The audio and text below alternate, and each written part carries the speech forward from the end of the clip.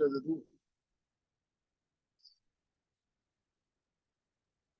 morning, Naftali. Good morning. Huh? I hear Rennie there. Don't start the recording, set it up. It starts automatic.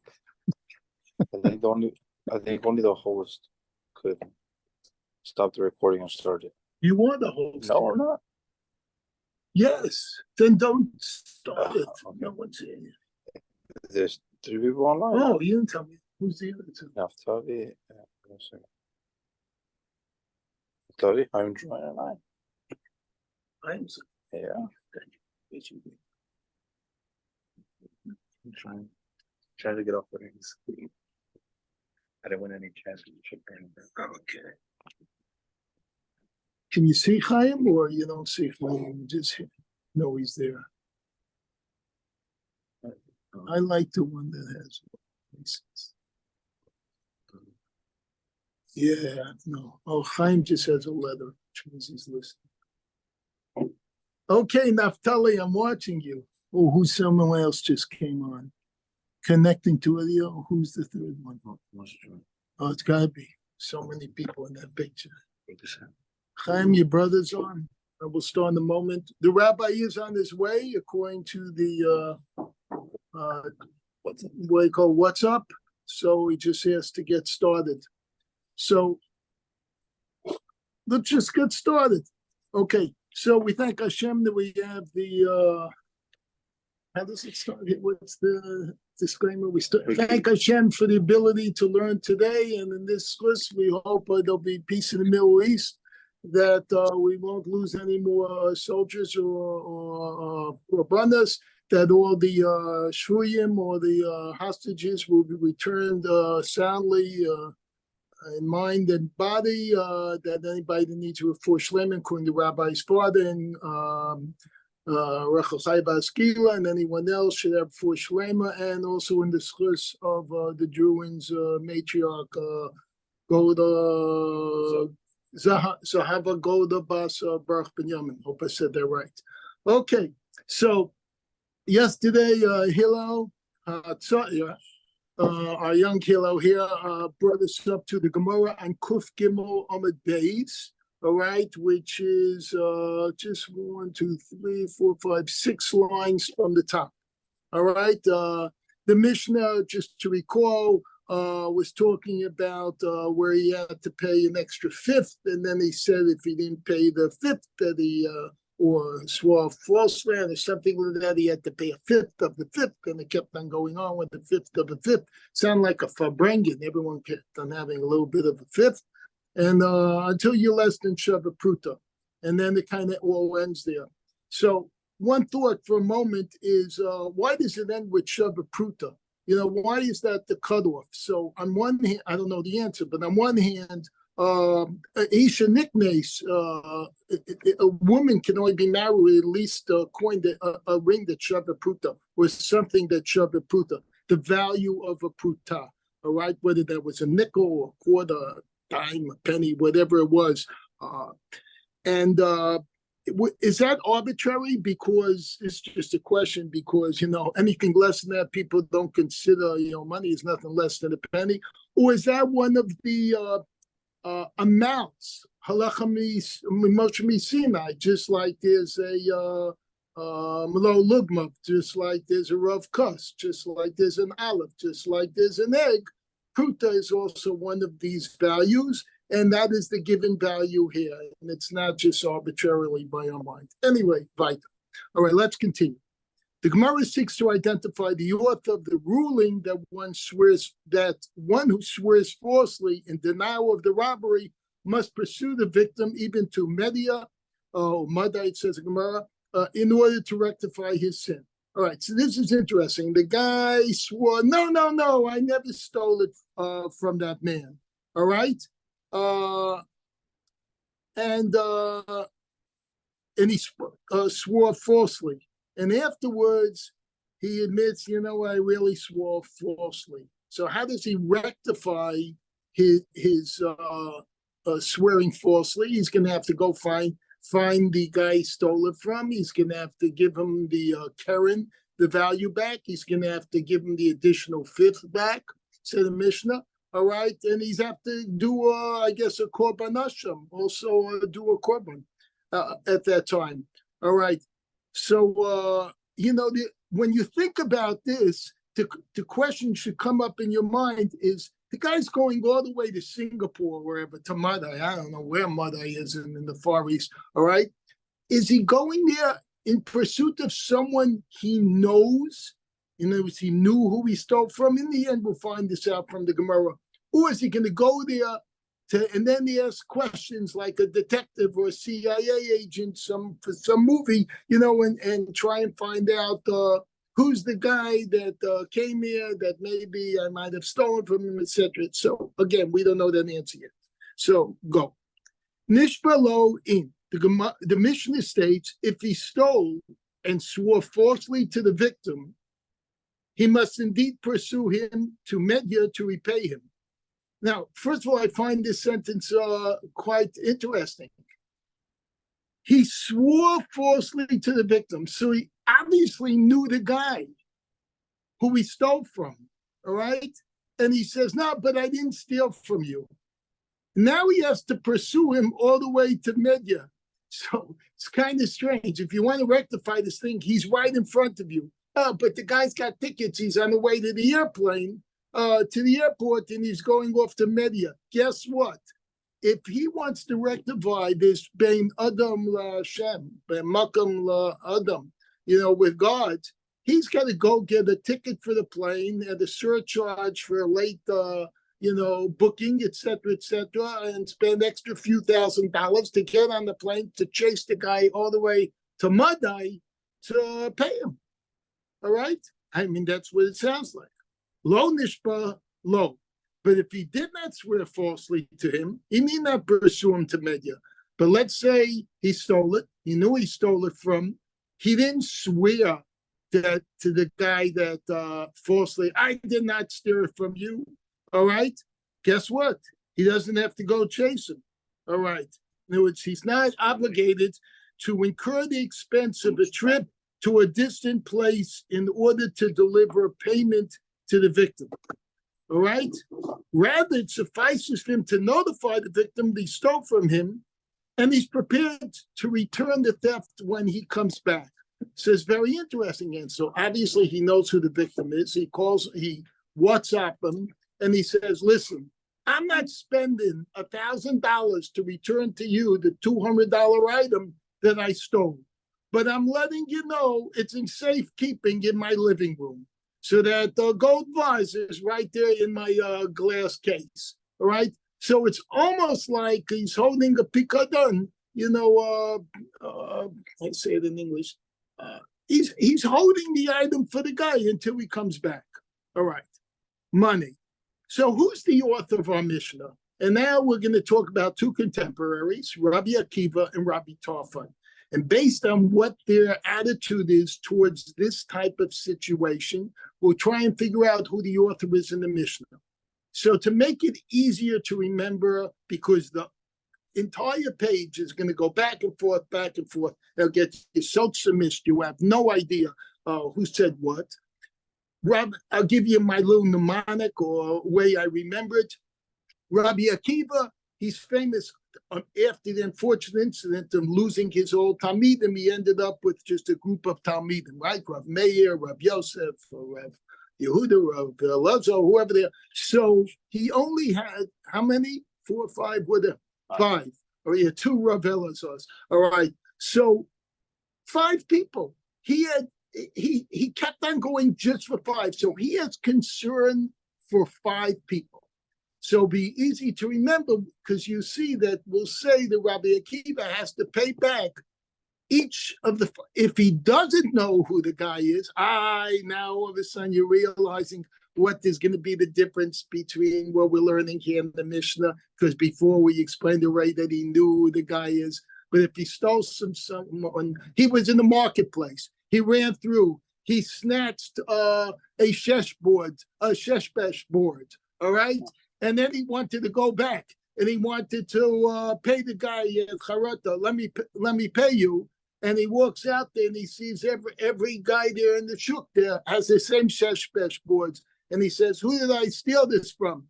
And 5 guys come out from each side, and they say, "Oh, you stole it from me. You owe me the $200."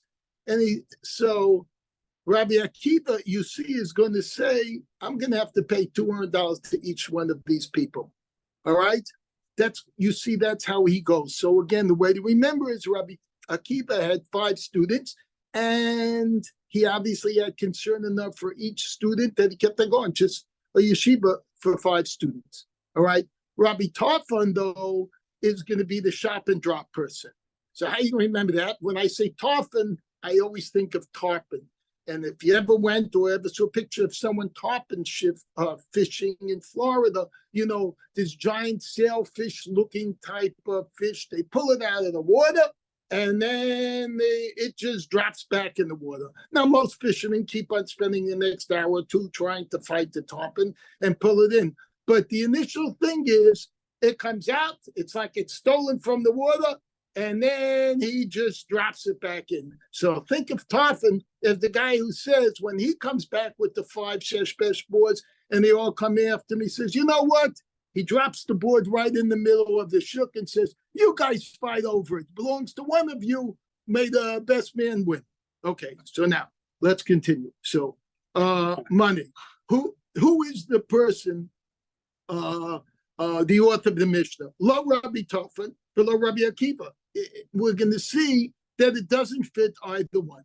Seemingly, there's neither Rabbi Tarfon nor Rabbi Akiva. Tanya, for we learned in the Mishnah is quoting here, is a Mishnah that's in Yevamos.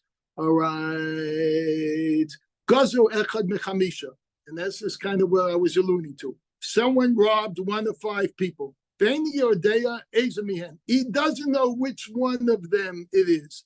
Again, notice the difference between how we started this year, where we said he knows who the guy is, right? Here, we're quoting a Mishnah where Rabbi Akiva and Rabbi Tarfon, where they don't know who they stole it from, all right? And everyone says, "Hey, you stole it from me. You owe the money back to me." All right. He places the robbed object between them and withdraws. So he just chops and drops. He says, "You guys find out." Who says this? Divrei Rabbi Tarfon. These are the words of Rabbi Tarfon. So again, Tarfon was like the tarpon fisher. He pulled it out, he dropped it back in, and said, "You guys fight it out." Okay. But what does Rabbi Akiva say in that case? Where, again, he stole it but doesn't know who he took it from. All right? It's like, again, he went shopping in the shuk. He found this really nice souvenir he wanted to bring back to his wife. He said to the guy, one moment, can I show it to my business partner, see what he thinks? If my wife would like it, he's got his wife here, they'll give me another second and third opinion. And then he goes and he comes back. And he doesn't remember they were selling the same babushka dolls, one inside here. He doesn't know which who we got it from. All right, but again, here we're talking about robbery. Later on, we'll see it doesn't necessarily have to be a robbery case. These are the words of Rabbi Tarfon. Rabbi Akiva Omer, lo ze derech motziaso midei avera. This is not the way to extricate the robber from transgression. Remember, we're talking about here about a robber who then swore he didn't know who it is, I believe. All right? Did he swear or not swear? It'll be made clear in a moment. But anyway, he wants to make it good with God. All right? And so that he's going to give the money back, and he's going to give the extra fifth, the chomesh, and he's going to give asham, a certain sacrifice for doing this. Asham vadai in this case, I guess, or asham tala, some sort of asham, and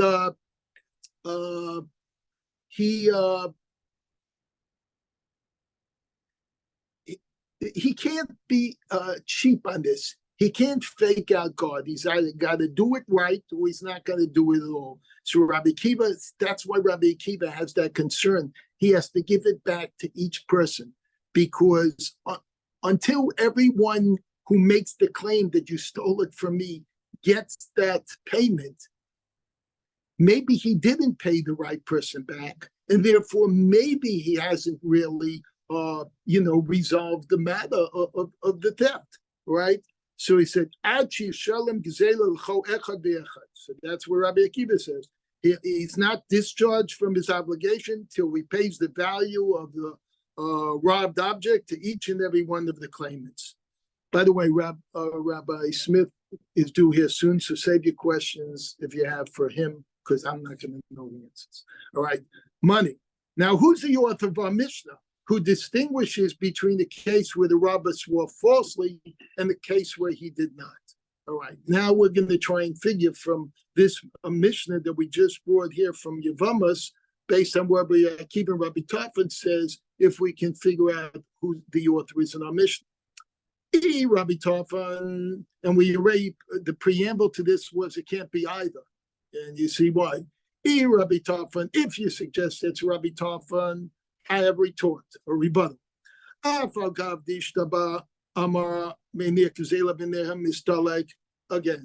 Tarfon is a tarpon and drop. Even though he swore falsely, Tarfon says he can place the robbed object between the five claimants and withdraw. All right, morning, Professor. In our Mishnah's case, then the robber would not be required to pursue his victim to Media in order to repay him, even though he swore falsely. That's according to Rabbi Tarfon. All he has to do, drop it and get lost. May the true owner make his claim. Rabbi Akiva, but if you can suggest that the author of the Mishnah is Rabbi Akiva, I will retort, this is my rebuttal, that it's not Rabbi Akiva. Afagav delo ishtaba.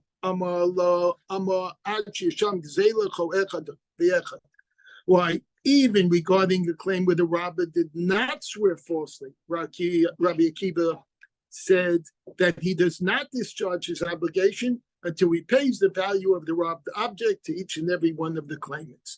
In our Mishnah's case, then the robber would be required to pursue his victim in Midia, in Madai, in order to pay him, even if not sworn falsely. So whose opinion does the Mishnah follow? So, it's not exactly, each one doesn't really fit perfect. The Gemara answers, we're about a third of the way down on Kuf Gimel Amud Beis, just juxtaposed to where it says in Tosfos, Rabbi Tarfon Afagav. See that Tosfos in the middle of the page? Oh, you're looking at that. I don't know where it is in there. 255. Okay. The Gemara answers, Le'alam Rabbi Akiva he. Actually, the Mishnah is in accordance with the opinion of Rabbi Akiva. Kamma Rabbi Akiva Chishalim Zelacho Echad Echad.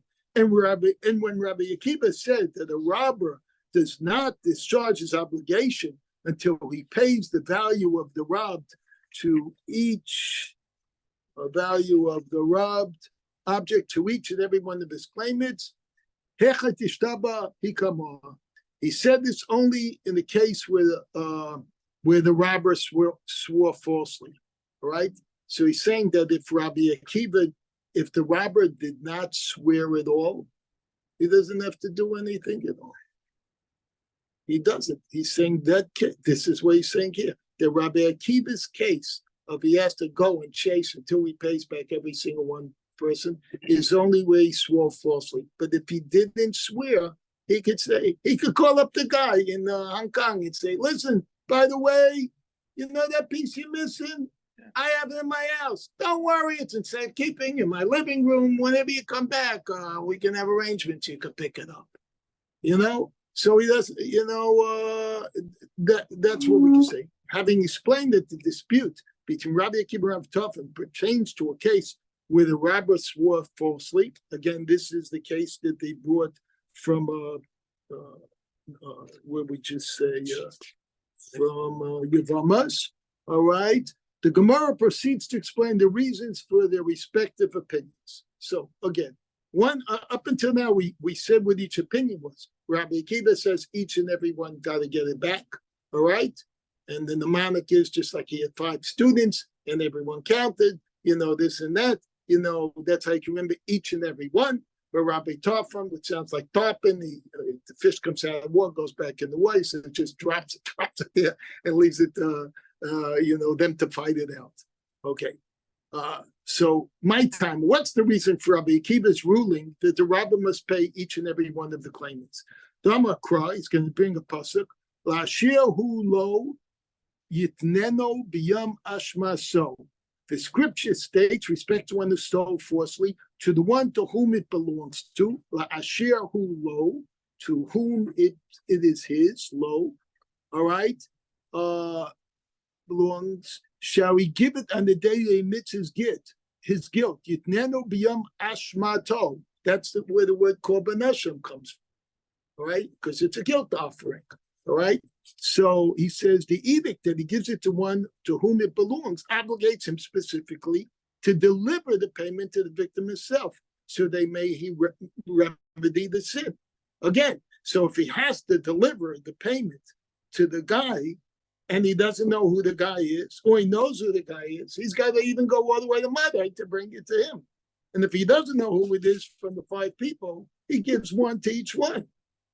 All right?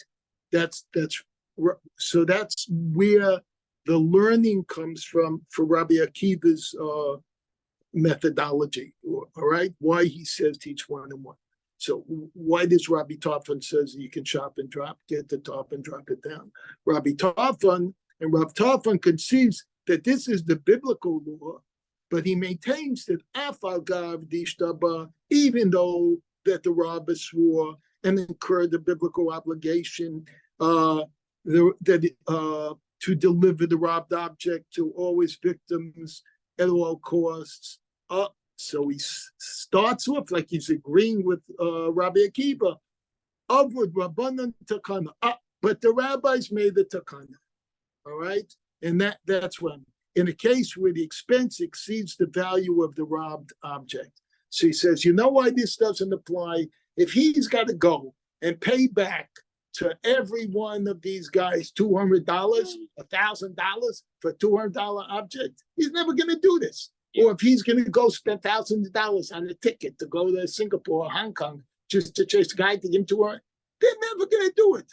So therefore, the Rabbanan made a takana, all right, that according to Rav Tarfon, that even if he swore to deliver it at all costs, he doesn't have to do this. And that's an incentive so he can turn the lost object? Or well, maybe. I don't know, no questions. The Tanya, for was taught, you walk in late and now you're asking a question? Go to the principal's office. Okay. The Tanya, for was taught in the Brisa. Robert, did anybody ask him questions 2 days ago? Okay. We all did. Yeah, we behave. Okay. All right. Right. The Tanya for the best teacher. No, Rabbi Smith is the best teacher. All right. I'm trying to just feel I'm the before the person who gives the concert, before the big speaker, they have the comedian that comes on stage, the opening act to just warm up I'm warming up the seat there until the rabbi comes, who's hopefully on his way from the airport. The Tanya, who was taught in the Brisa, where Elazar ben Tzadok Omer. So now we're bringing somebody else. What Rabbi Elazar ben Tzadok say? We're bringing the Brisa now. Takana Gedala is kingdom. I guess he's going to talk about this big takana that Rabbi Tarfon just mentioned. They instituted a major enactment for the benefit of a repentant robber or thief. All right, so the guy, he wants to make good. All right, but again, in order to make good, he's supposed to repay, and he's supposed to give a fifth, and he's supposed to bring a guilt offering, the korban hashem. Shema Yisrael Hotzah Yisera our Karen.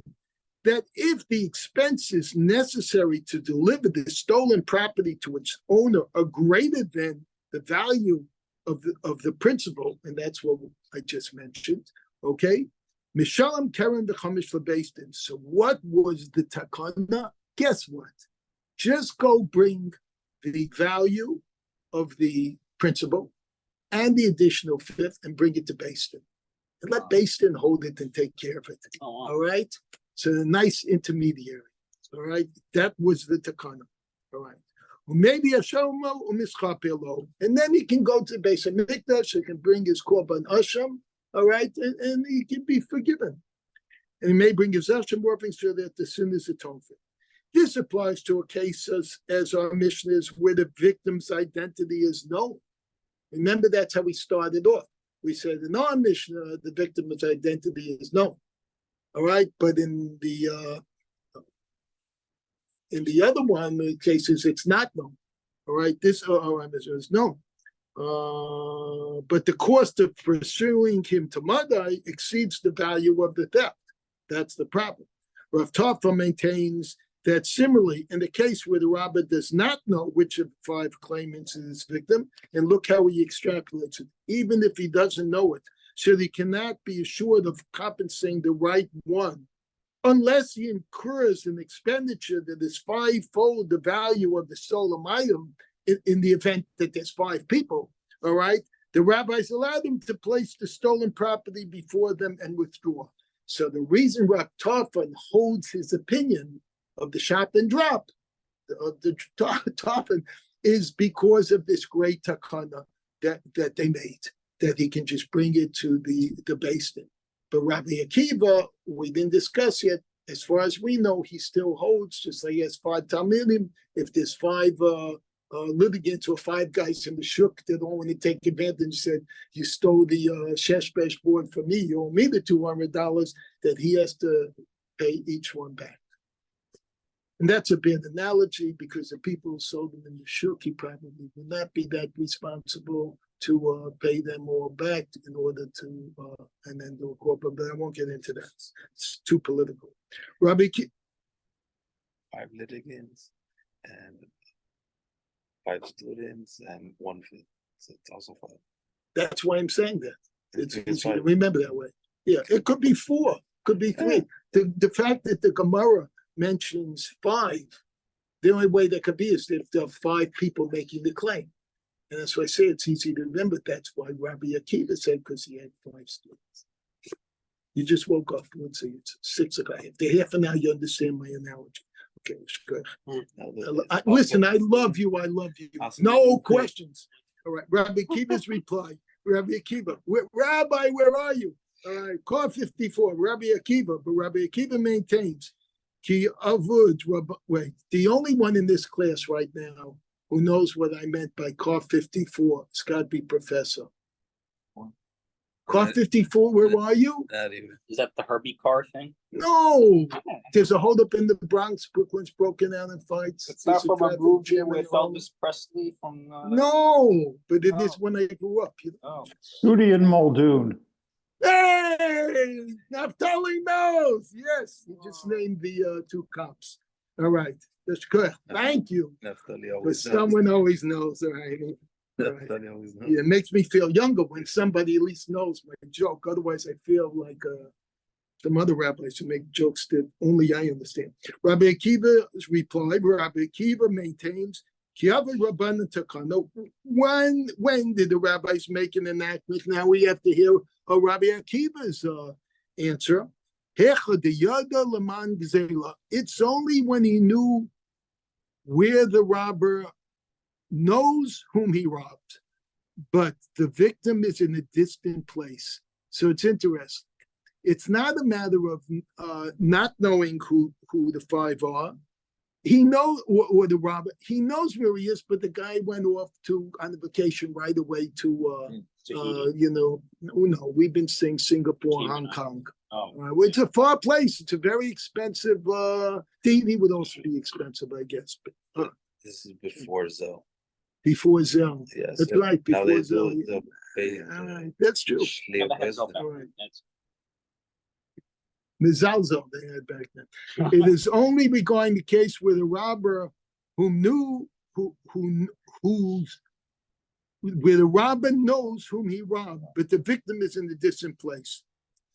The Kamma Daf, so that he eventually returns the robbed money to its owner through the court, where the owner retrieves it from there. So he says that's how Rabbi Akiva thinks. So now look at where they disagree. But in the case where he robbed one of 5 people, all right, and he doesn't know which of the 5 he stole it from. Again, he snatched in the marketplace. He comes back. They're all making the claim. They all look alike. They all sell the same stuff. The stores all look alike. He doesn't know. All right. If such an enactment were made, the robbed money would not even be returned to its rightful owner. Think about that.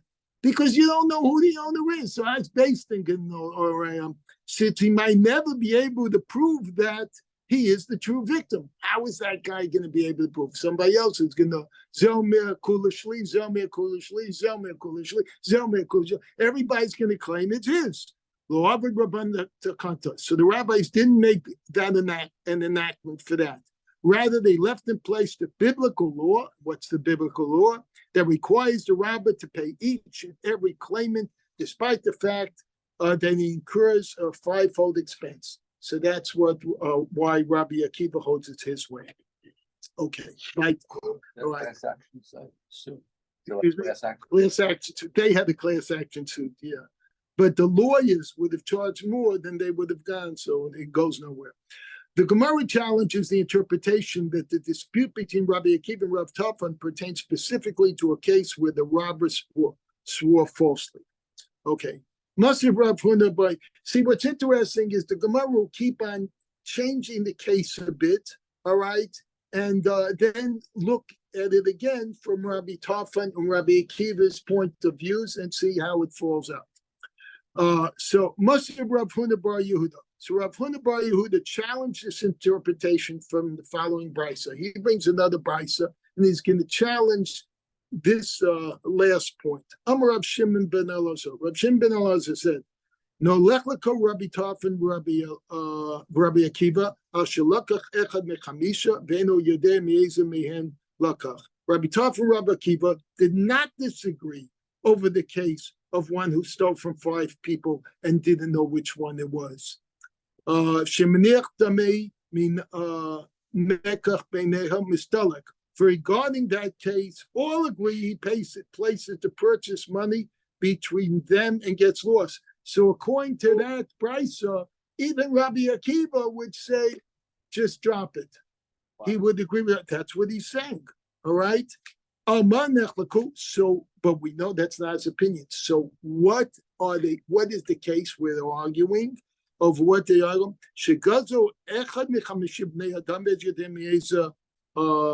So he stole from 5, he doesn't know which one. Rabbi Tafan says you drop it in the middle and then step back to make zela b'neha mistalek. Rabbi Akiva Omer ein lo takana shelem zelacho echad echad. And again, we said earlier that Rabbi Tafan relies on this takana gedola, this great edict. Rabbi Akiva doesn't hold it. He says he can't make himself good with God until he's paid everyone back. No questions. All right. No question. It changed gears on us. This is talking about someone who It's bought. constantly changing gears. But it's talking about someone, you bought something from somebody and you don't know which one of the 5 people you bought it from. Oh, I said stole. Yeah, that's what I'm saying. It keeps on giving cases that will seem similar to try and find it out soon. Yeah, now it's, but at the beginning of the class, I said that we're going to talk about stealing. We're going to talk about, buying it. This is all the discussions. All right. In lo takana, actually some zelako. All right. Okay. Now, it should enter your mind that the dispute between Rabbi Taf and Rabbi Akiva pertains only to the case where the robber swore falsely, and the brisa therefore deals with the new case. So he says, okay, what's the case? Mali lakach, mali gazo. What's the difference between whether he bought it from 5 people or he robbed it from 5 people? All right, the cases sound very similar. So what is the difference? Even if he bought it, once he swore falsely regarding it, he has committed a sin, which requires atonement. That's the problem. Rabbi Akiva states there's no remedy until he pays each and every claimant. So there's no difference. The difference is when he swore. according to Rabbi Akiva. Because once he swore, now his problem is between him and God. Beis Din doesn't care already. Beis Din said, okay, you know what you have to do. All right? We can't do anything here. All right? So it's up to you. Right. The Gemara continued to another challenge. That's what I say, you keep on challenging this. To the notion that Rabbi Tov and Rabbi Akiva discussed specifically a case where the defendant swore falsely. V'ad Mashiv Rabba. Rabba further challenged the previous interpretation from the following brisa. And now we bring another brisa. Masir b'chassid echad.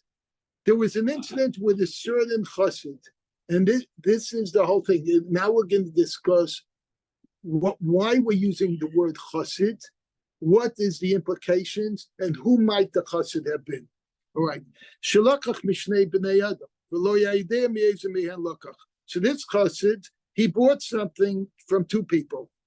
All right, he actually bought it from one person, but went back to the store. Maybe he wanted to do a return, whatever it was. They both looked alike. There was the diamond center. Every counter looked alike. Every guy looked alike. Every guy spoke alike. And they all said, we sell diamonds. I mean, he couldn't remember which one was. V'alifnei Rabbi Tofan. All right, so he comes in front of Rabbi Tofan to say, what do I do? Amalo hanech demei mekla b'nehem histalik. Again, drop and shop and drop. All right, go between the two counters. Put back the diamond, whatever that you bought on layaway and you didn't pay anything, and let them just snatch whichever one belongs to. Alafnei Rabbi Akiva. But then this is a chassid. He wants to do it right. He came in front of Rabbi Akiva. He says, you know what? You have to pay each and every one. You can't apply that takana, all right? Giving the basic, you must pay each one. But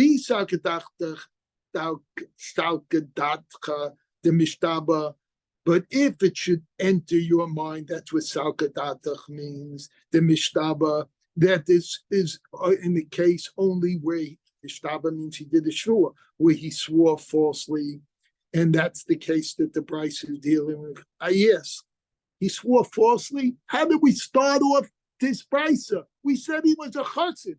Chassid mi mishtaba b'shikura. Does a chassid swear falsely? Give me a break. He doesn't do that. Or do we say, guess what?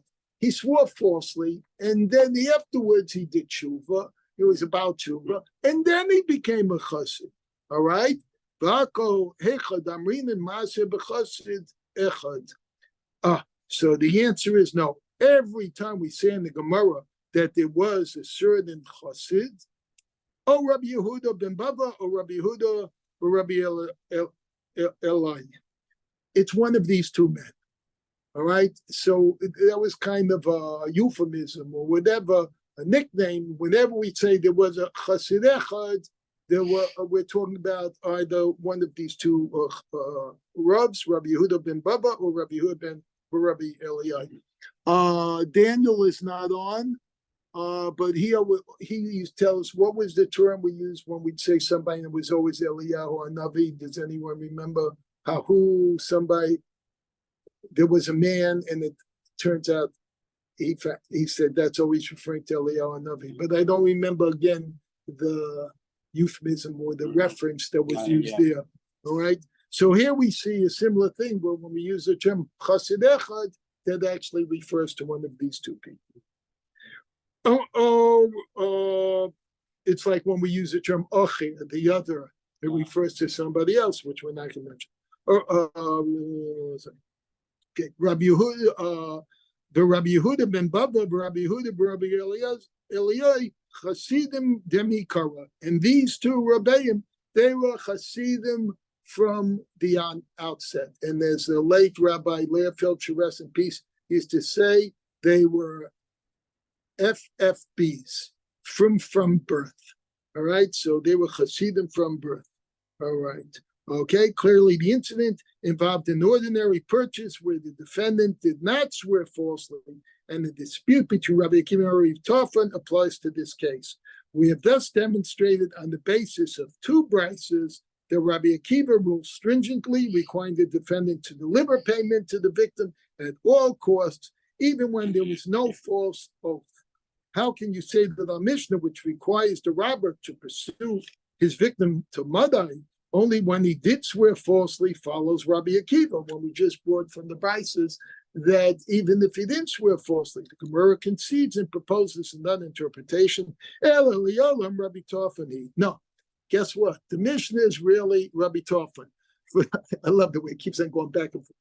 For the dispute between Rabbi Tofan and Rabbi, this is like the Super Bowl game. Right? You know, up until the last end of the last quarter and then overtime, you had no idea was it going to be San Francisco or Kansas City. It's like Eastland's game feet, but what's a Super Bowl? It's a big bowl of spaghetti or cholent, right? Yeah. Okay, for the uninitiated. Can you bring Super Bowl tomorrow? No, unless you bring it. For the dispute between what tonight is Kolo night. You have as much cholent as you want. All right.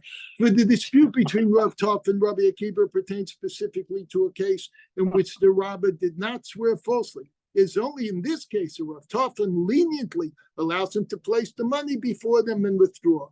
Mother Rabbi Tov Rabbi Tov though concedes that when he did speak falsely, he must pay the value of theft to each and every one of the claimants. So he said. So here he's saying that Rabbi Tofan would agree with Rabbi Akiva in the case where he swore falsely. My Tama, what's the reason for Rabbi Tofan's opinion? V'amakra lashir hu lo yitnenu biyam ashma. So he quotes the pasuk that. Scripture states to the one to whom it belongs to, Asher who lo yitnenu shall give it on the day in mitzvah yom ashmatzo. We said this before. The day of ashmatzo is korban asham when he admits it. So the edict that he gives it to the one he belongs to obligates him specifically to deliver payment to the victim himself. Lo yitnenu, lo with a vav, to him he must give it.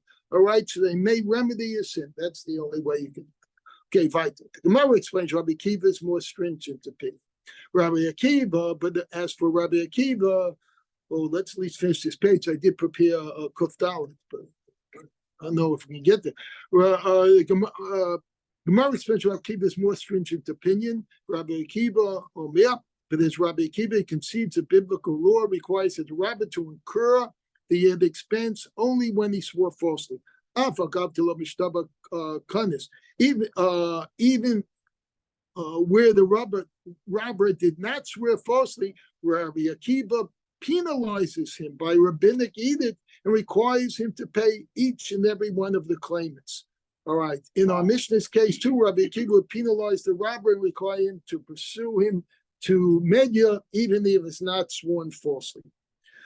You know what? You come to the end of all these cases, you kind of forget the beginning, and you forget what each opinion was. This and that. That's why, at least, you one thing you can remember: Rabbi Akiva cares about each one. 5 students, you pay out every person. Rabbi Tofan, shop and drop, just like fishing for a tarpon. Let it drop into the water, goes out, and it goes back in. Rabbi, because that's why I said, because by the time you get to the end, you can't remember anything unless you're doing a chart. Rabbi, okay. The Gemara questioned this interpretation of the Mishnah as well. Rabbi taught again. Every time we come to something, the Gemara is going to ask a question.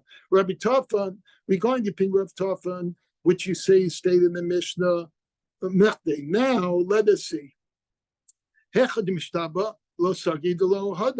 Even in the case where Rabbi swore falsely, it is insufficient for him to be subject to the obligation stated in the Mishnah unless he confesses his sin and seeks atonement. Thus, our Mishnah must be dealing with a case where the rabbi confessed and is in search of atonement. Accordingly, why does it state specifically that the law only applies to one who stole and swore falsely?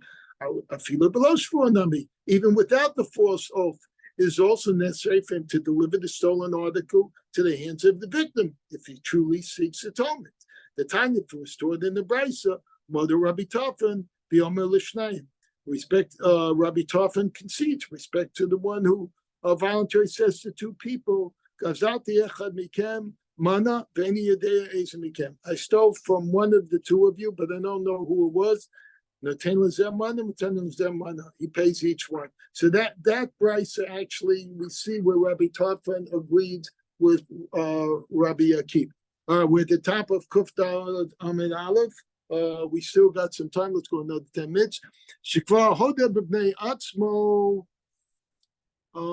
Since he has confessed on his own, in an effort to rectify his sin and attain atonement, and atonement is guaranteed only if he pays each of the claimants. Right, you have to make everything kosher first. Since Rav Tarfon required a penitent robber, that reminds me, like you can't ask on Yom Kippur, Rav Shadai, you can't ask Hashem to forgive you until you've asked man, right? So you ask your friends, to whoever was, forgiveness. So to here, you can't go and be absolved of your sin that you did and given korban hashem until you've paid the person back. So if there's more than one in question, you have to pay everyone back. That's the way it is. Since Rav Tarfon required a penitent except for the takana that the Rabbanim made when you hold that takana. Since Rav Tarfon requires a penitent robber who seeks atonement to incur an added expense, even if he did not swear, how can you say that the Mishnah, which imposes this requirement that penitent robber only where he swore falsely, follows Rav Tarfon? The Gemara says refuted both the original explanation that the Mishnah follows Rabbi Akiva and the alternative explanation that follows Rav Tarfon. So after all that, trying to prove who it follows, we say it follows neither. All right, now both explanations were based on the assumption that the dispute between the Tanam extends in our Mishnah's case. The Gemara is forced to retract this assumption. Why is that? Because we're going to remember when we started. You don't remember because you have to come in right after. When we started, we said the guy knows who he stole from. All right, that's why he's going to chase him. He said, "Listen, I stole from him," but then the guy gets on the plane. He's never able to give him the money back. So he knows who he has to give it back to. All right, but all these other cases, he didn't know we're talking about, and that's why. One says you use the takana, or Rav Tarfon's shackle drop, or Rabbi Akiva says no, you've got to, pay to everybody because one of them is only right, and until everyone gets, you haven't paid that one. Maybe by the third, but you don't know that. All right. But if we put aside the Gemara, according like what I would do, we don't care what you would do. So we're still in the Gemara. Elama Rabba. Rather, Shakespeare said there's nothing neither good nor bad, but thinking makes it so. All right? That's what you're saying. We're not going by your thing. We're going by Hashem's thinking. Hashem's thinking is what's in the Gemara. I love you. Hashem said, all is good. Everything is good, even bad is good, but we might not understand. I don't care what you say. You can tell me downstairs. Okay. Ella Rabba. Rather, Rabba said, come on, we have 5 minutes at most. Shani Masnisin, the case discussed in that. Look, I love you. Rather, Rabba, Shani Masnisin, the case discussed in our Mishnah is different than the one disputed by Rav Tarfon and Rabbi Akiva. The Kevin the Yadalaman Gazlay, for since in the Mishnah's case, where the Rabbi knew from whom he robbed, for Adachlay, and as we proved, he also confessed it to him. He told him that. All right, and he's prepared to return to rob money in order to gain atonement. All right, we say that Kevan Chef Shalach Lachadude Mamano Lamarai, since it's possible for him to return the money to its owner without complication when the victim calls for it, and the difficulty is simply that he has to travel to Medya. Again, he knows who he is. He knows where the guy is. He calls him up on WhatsApp. He says, "Look, I stole it from you. I have it. I'll keep it in my house. It's safe until you come back." All right. Havalei Kamanda Yuli Biatcha. So it's as if it's a pikadon. It's considered as though the victim had told the victim has told the robber who confessed, it's okay. Let the money stay by you in your hands. I know where you live. All right. You told me you have it. All right. And when I return from Monday, I'll get it. Helkach, therefore the law is nishba. Therefore the law is that nishba, if the robber swore falsely, afal gov to Kamma Daf, then when though it is then even though the victim has told him, let the mice stay by you till we return, Kaven the boy kapara, but since the robber requires atonement, the Torah states he can gain atonement only by actually repaying him. So even though it's okay with the guy, I think maybe you were going to say, all right, it's still, as far as the Torah is concerned, it's not okay. 6:20, few more minutes. It's insufficient unless the payment reaches the victim's hand. All right. And if necessary, the rabbi must pursue him even to Madeh for this purpose. Hello, Ishtaba. But if the rabbi did not swear falsely, it suffices for the money to remain with him as a deposit until the victim comes and takes it. So I hate to say, but the Gemara gives the insinuation it's better to just claim the fifth, keep your mouth shut, and you won't have any problem. Because the moment you swear in court falsely, that's when everything is going to be a problem. The perjury here apparently causes all the problems, right? Therefore, the Mishnah states that the rabbi must pursue the victim to Madai only if he swore falsely. But if Rav Taf and Rabbi Kia agree that is the law, that is the law in the case where the victim's identity is known. They disagree only regarding the case where the victim has not been identified. That's all the cases we were bringing, right? So if the robber retains possession of the money, he will never be able to pay the true victim. In that case, the money cannot be considered having been deposited with him by the victim. Rav Tarfon rules there's nevertheless sufficient for the robber to place the money before the claimants and withdraw, shop and drop. And Rav Kiva requires him to pay each and every one of the claimants. This applies where the robber swore falsely about the theft or not. All right, let's stop here. So in summary, our Mishnah, he knew who the guy was he stole from. All these things that we tried to bring the machlokas was different cases where he didn't know whether he stole it, where he got it, whether he was hahu chassid, all those things. And that's why nothing fit. And you could keep on arguing back and forth. All right. And that's where we are today. And if you need to, please review it. Thank you very much. Well done. No, sir. Thank you so much. I prepared Kuf Daled. Thank you, Moshe, for listening. But I don't have to give. Have a good one. So at least I won't see it tomorrow. Or safe trip. See you guys. All right. Mazel up again. Says low battery. Okay. They said made it through the show. Thank you, Rennie. Okay. Love you. Bye.